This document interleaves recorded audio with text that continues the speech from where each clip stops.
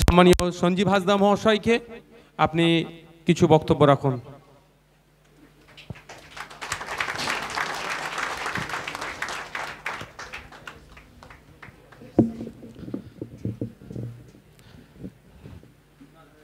মঞ্চে আমাদের উপস্থিত আছেন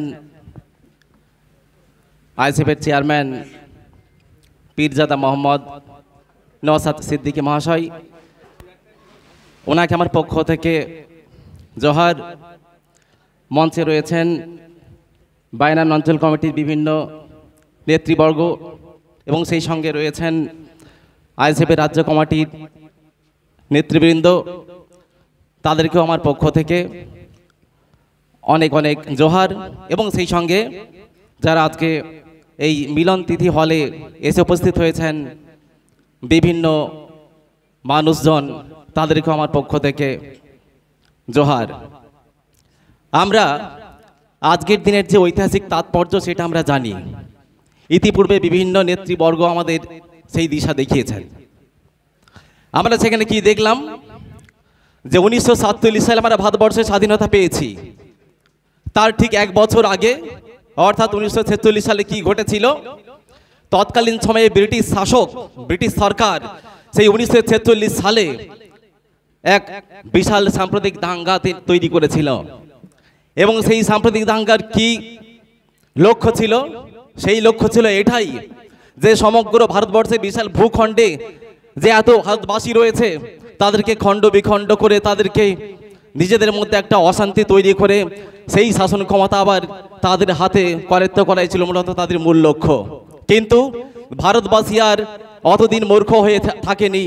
1946 সালে সাম্প্রদায়িক দাঙ্গার পর 1947 সালে ভারতবর্ষ স্বাধীনতা পেয়েছিল। কিন্তু আজকের দিনের এই 2024 সালে 21শে ফেব্রুয়ারির কি তাৎপর্য সেদিনকার সঙ্গে? আজকে 72 বছর কেটে গেছে। এই 2024-এর 21শে ফেব্রুয়ারি, আজ থেকে যদি আমরা 72 বছর পিছিয়ে যাই, অর্থাৎ 1952-এর 21শে ফেব্রুয়ারির দিন এক ঐতিহাসিক ঘটনা ঘটেছিল।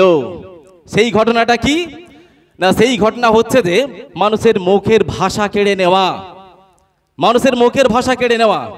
আমরা জানি যে মানুষ যখন সভ্যতা সৃষ্টি করেছে, সেই সভ্যতা সৃষ্টির কাল থেকে মানুষ কিন্তু লিখতে জানতো না, মূলত তখন তাদের মুখের ভাষাই ছিল প্রধান।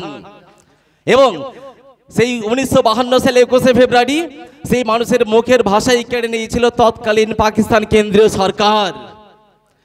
1947 সালে যখন ভারতবর্ষ স্বাধীনতা পেল, এবং সেই স্বাধীনতাটা ছিল অবশ্যই দ্বিখণ্ডিত, একদিকে ভারতবর্ষের ভূখণ্ড, অপরদিকে আরেকটা রাষ্ট্র তৈরি হলো যার নাম হলো পাকিস্তান। সেই পাকিস্তানের দুটি অংশ ছিল, একটা হচ্ছে পূর্ব পাকিস্তান, একটা হচ্ছে পশ্চিম পাকিস্তান। তৎকালীন সময়ে এই পশ্চিম পাকিস্তানের উর্দু সরকার এই পূর্ব পাকিস্তানটাকে তারা কন্ট্রোল করতে চেয়েছিল। এবং এই পূর্ব পাকিস্তান এবং পশ্চিম পাকিস্তান এই দুটো ভূখণ্ডের মধ্যে ব্যবধান প্রায় 2000 মাইল। তাদের মধ্যে যে ভৌগোলিক পার্থক্য সেটা রয়েছে, তাদের মধ্যে ভাষাগত পার্থক্য সেটাও আছে, তাদের মধ্যে পরিবেশগত পার্থক্য সেটাও রয়েছে। তাহলে সেই উর্দু ভাষাকে এই বিশাল ভূখণ্ডে যে পূর্ব পাকিস্তান, সেই বাংলা ভাষাভাষী মানুষ তাদের উপর চাপিয়ে দেওয়া কেন? চাপিয়ে দেওয়া এইটাই যে তাদের শাসন ক্ষমতা করায়ত্ত করতে হবে, অর্থাৎ পূর্ব পাকিস্তানকে তাদের হাতের মুঠোয় নিয়ে আসতে হবে। সুতরাং সেই উর্দুকে বাংলার উপর চাপিয়ে দাও। কিন্তু সেই সময় যে সমস্ত ছাত্র সমাজ ছিল, সেই সময় যে রাজনৈতিক কর্মীবৃন্দ ছিল, তাদের সেই স্বপ্নটাকে পূরণ করতে দেয়নি। যখন 1947 সালে স্বাধীনতা পেয়েছে, 48 সালে সেই পাকিস্তান সরকার ঘোষণা করে যে উর্দুই হবে পূর্ব পাকিস্তানের প্রধান ভাষা এবং রাষ্ট্রভাষা। তারপর থেকে আন্দোলন চলতে থাকে। যখন 1952 সালে এসে পৌঁছাই 21শে ফেব্রুয়ারি, সেই দিন ঢাকা বিশ্ববিদ্যালয়ের বহু ছাত্র এবং সেই সঙ্গে বিভিন্ন রাজনৈতিক কর্মীবৃন্দ তারা পথে নেমেছিল। এবং এই আন্দোলনকে দমন করতে, আন্দোলনকে ভ্রষ্ট করতে সেই সময়কালের পাকিস্তান সরকার 144 ধারা জারি করেছিল। এই 144 ধারা জারি করার ফলে যাতে কোনো আন্দোলন দানা বাঁধতে না পারে, সেটাই ছিল মূলত তাদের মূল লক্ষ্য। কিন্তু এই অন্যায়, এই অত্যাচারের বিরুদ্ধে তৎকালীন সময়ে পূর্ব পাকিস্তানের মানুষজন কিন্তু মেনে নিতে পারেনি। তারা সেই 144 ধারা সেটাকে পদদলন করে তারা রাস্তায় বেরিয়েছিল। সেই সময়কালে ওই ঢাকা বিশ্ববিদ্যালয়ে যখন মেডিকেল কলেজের কাছে বিভিন্ন ছাত্র সমাজ পৌঁছায় এবং সেই সময়কালে বিভিন্ন সমাজকর্মীরা পৌঁছায়, তখন ওই 144 ধারা ভাঙার জন্য ওই সময়কালে পাকিস্তানের পুলিশ বাহিনী নির্বিচারে গুলি চালায় এবং সেই সময়ে ওই সালাম, বরকত, জব্বার সহ বহু ছাত্র সেই সময় আহত হয় এবং নিহত হয় এবং পাকিস্তান সরকার এইভাবে সেই ভাষাটাকে দমন করতে চেয়েছিল। সেই ভাষার কথা বলছি। আমরা যদি বর্তমান 2024-এ এসে দেখি, সেই 2024-এ এসে দেখি আমরা নিজেদের কণ্ঠকে আমরা কখনো উঁচু গলায় বলতে পারছি না। আজকের দিনেও সেই ভাষাকে দমন করা হচ্ছে, ভাষাকে দমিত করা হচ্ছে। কেন? সেই ভাষাকে দমন করার মাধ্যমেই বলা হচ্ছে যে না, এই পশ্চিমবঙ্গের মধ্যে, এই বাংলার মধ্যে একটা সুশাসন জারি রয়েছে, কিন্তু আদৌ তা নয়।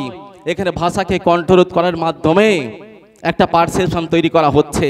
সেই পারসেপশনটা কি না, এখানে একটা সুশাসন চলছে। কিন্তু আমরা যদি দেখি এখানে সুশাসন তো দূর, এখানে প্রায় শকুনির চোখ পড়েছে। শকুনির এই শকুনির চোখটাকে উপরে না ফেললে কখনো সুশাসন এখানে বজায় থাকবে না। বলার আমার এখন অনেক কথা আছে, এডুকেশন রয়েছে, আমাদের সমাজের যে বিভাজন রয়েছে, সব কিছু আছে, কিন্তু আমাদের আইসিবির চেয়ারম্যান হাজির আছেন আমাদের মঞ্চে, তার কথা শোনার জন্য বহু মানুষ অধীর আগ্রহে রয়েছে। সেই জন্য আমি আমার বক্তব্যকে দীর্ঘায়িত করব না।